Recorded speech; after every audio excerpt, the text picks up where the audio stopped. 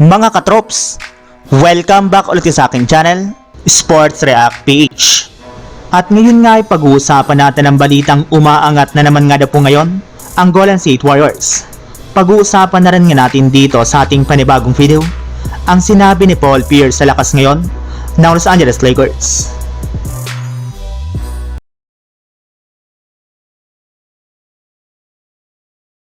Tagumpay nga po mga katrops ang Golden State Warriors na makapag-comeback mula sa napakalamihan nilang simula sa kanilang game ngayong araw laban sa Brooklyn Nets matapos silang manalo sa score na 121-119. Sa pangunguna nga po ni Stephen Curry na nakapagtala dito ng 40 points, 4 rebounds at 4 assists sa kanyang 12 out of 20 shooting sa field goal. Yes, nagagawa na nga po ng JSW na manalo sa iba't ibang klaseng paraan, hindi katulad ng mga una nga po nilang laban. At lahat nga po ng mga iyan ay nangyari sa pagkakaroon na nga po ni Stephen Curry ng confidence.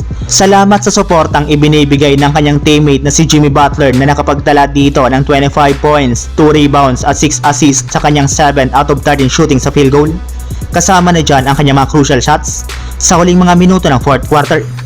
At sa pagkapanalo nga po ng Golden State Warriors sa kanilang game ngayong araw laban sa Brooklyn Nets, ay umangat na nga po sa 35 wins at 28 losses ang kanilang record bilang katop 6 standings ng Western Conference.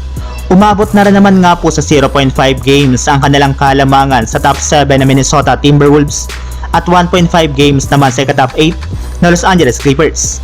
At kung sakali man nga po na maipanalo pa nila ang kanilang mga susunod na laban, ay sigurado nga po na makakasecured agad sila ng pwesto sa darating na playoffs. Samantala, punta naman tayo sa ating sunod na pag-uusapan sa sinabi ni Paul Pierce sa lakas ngayon ng Los Angeles Lakers. Aminado na nga po mga katrops ang dating NBA superstar ni si Paul Pierce na isa na nga pong nakakatakot na championship contender ngayon ang kasalukuyang kupunan ng Los Angeles Lakers. Kita na nga po niya sa mga nakalipas na laro kung gaano na nga po ito kadominante kumpara sa noon na nga po nilang lineup sa umpisa ng season. Mas lalong ginaganahan na nga po ngayon si LeBron James na maglaro at bumabalik na rin naman nga po ang dating laro ni Luka Doncic habang nagagamay nga po niya ang playstyle ni Coach JJ Redick. Pero hindi lang naman nga po sina Luka Doncic at LeBron James ang rason bakit sunod-sunod ang kanilang pagkapanalo.